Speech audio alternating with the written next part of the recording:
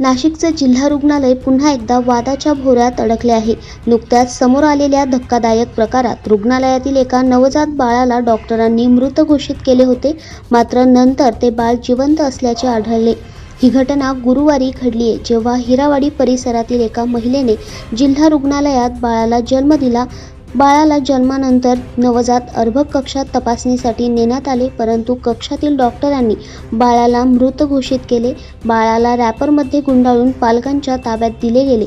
रात्रीच्या पाळीतील परिचारिकेने सकाळी नवनियुक्त परिचारिकेला काम सुपूर्द करताना बाळाच्या हालचालींवर लक्ष दिले। तिने बाळाला जिवंत असल्याचे लक्षात आणून दिले। यानंतर तातडीने बाळावर उपचार सुरू करण्यात आले।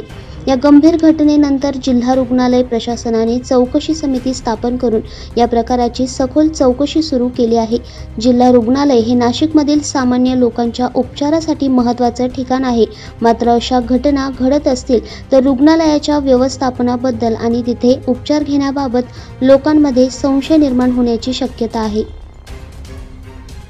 दैनिक भ्रमर, नाशिक।